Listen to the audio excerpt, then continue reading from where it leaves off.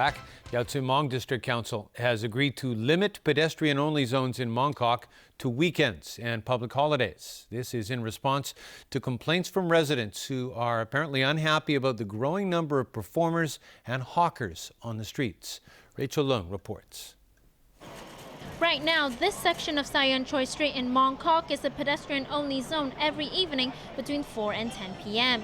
It may be a thriving business for the street performers and hawkers and fun for shoppers and spectators, but not for people living in the neighborhood who have to put up with the noise every night.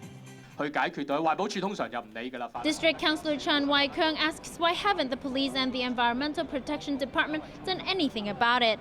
And he also wants to know what has the Food and Environmental Hygiene Department done about the illegal hawking. The pedestrian zone was meant to be a trial, but that trial has gone on for 10 years already. Another councillor, Chan Siu-tong, believes restricting the pedestrian zone to weekends and holidays won't deprive the district of its character, since most of the performers are at work during the week anyway. Today, councillors voted 24-4 with one abstention to limit the pedestrian zone to weekends and public holidays.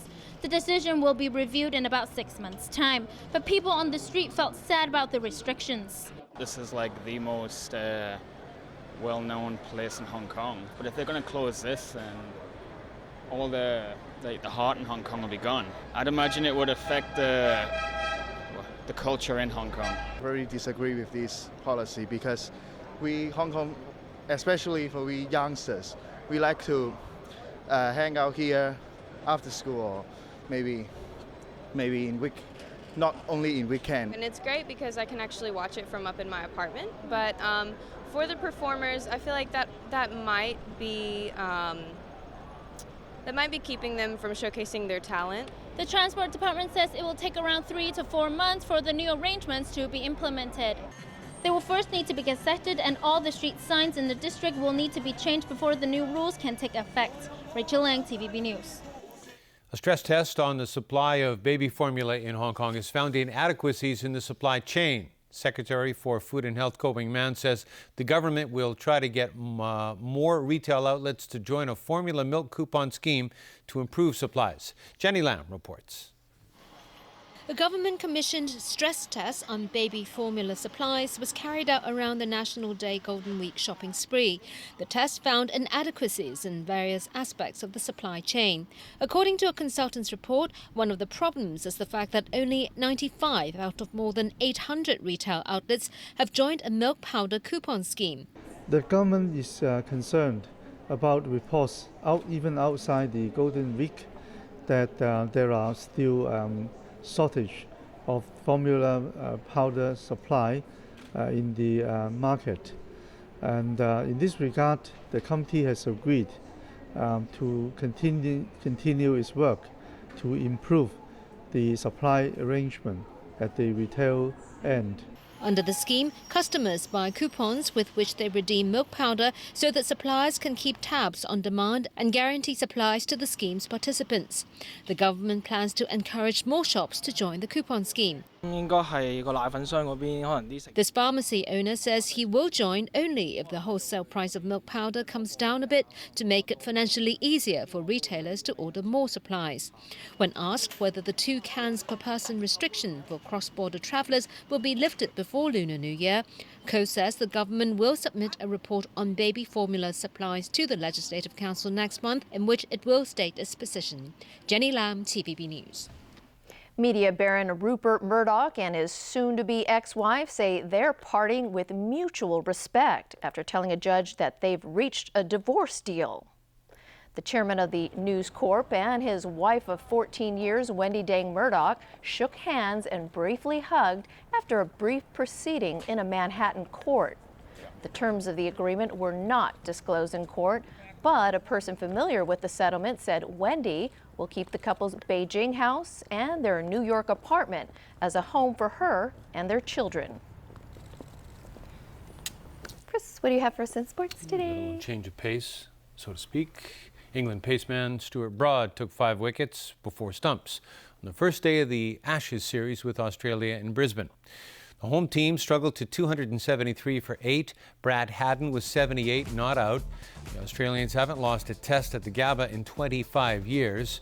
Meanwhile, England is trying to claim a fourth consecutive Ashes series for the first time since the 1800s. This summer, Alistair Cook and company won the series 3-0 on home soil. Uruguay has grabbed the last of 32 spots for next year's World Cup in Brazil. The South Americans completed a 5-0 aggregate win over Jordan. Jameson Wong has more. There wasn't much work to do for the South Americans after their 5-0 win over Jordan in the first leg. They dominated play, but both teams failed to find the back of the net in Montevideo. Uruguay has made it a habit of making their fans sweat as they were competing in the qualifying playoffs for the fourth straight time. Indescribable emotion. It's very emotional. It's like a wave of cold runs through your body from top to bottom.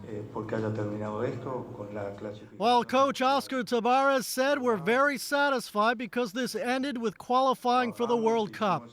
We worked, we made the effort to have another final regarding the results, but one must recognize that we had a very difficult opponent that, besides preparing themselves well, speculated with time much, and they got what they wanted, a dignified role and a result that I suppose for them is very important."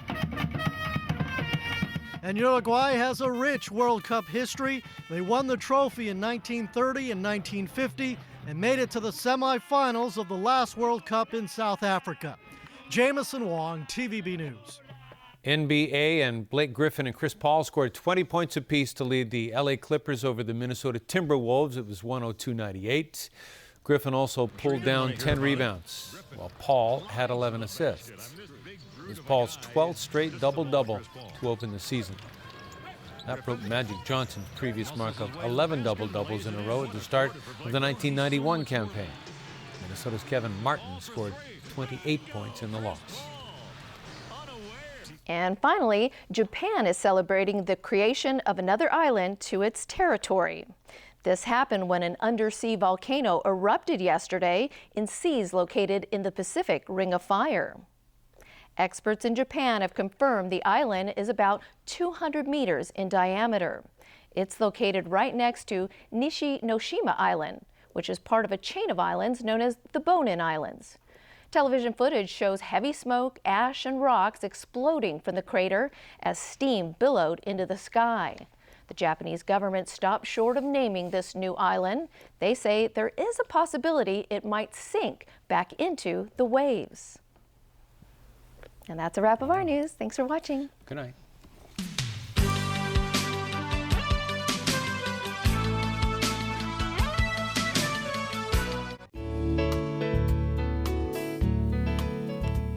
Good evening. It was mainly cloudy with 1 or 2 light rain patches at first, then sunny intervals during the day. At 5 p.m., a ridge of high pressure brought dry weather to the coast of southeastern China.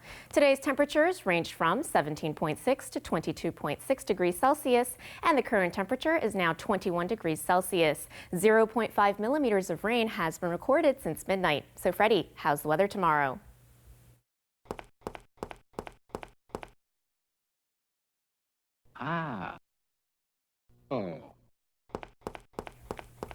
Mainly cloudy with bright periods tomorrow. Temperatures will range from 19 to 22 degrees. Expect sunny intervals on Saturday. Tomorrow's API is forecast at 50 to 100, and the air pollution level will range from medium to high. The maximum UV index forecast for tomorrow will be about 5. And now to the latest global weather update. Cloudy in Shanghai, Taipei, and Xiamen. Cloudy in Guangzhou, bright in Macau, showers in Chengdu. Sunny in Beijing, Seoul, and Tokyo. Rain in Bangkok, Ho Chi Minh City, and Manila. Thunderstorms in Kuala Lumpur and Singapore, showers in Jakarta. Sunny in New Delhi and Mumbai, showers in Karachi. Bright in Cairo, showers in Nairobi. Thunderstorms in Brisbane and Sydney, showers in Melbourne, bright in Auckland. Bright in Toronto and New York. Sunny in Vancouver and San Francisco, showers in Los Angeles. Bright in London, cloudy in Paris and Amsterdam, showers in Frankfurt, snow in Zurich. And that's weather. Have a lovely evening.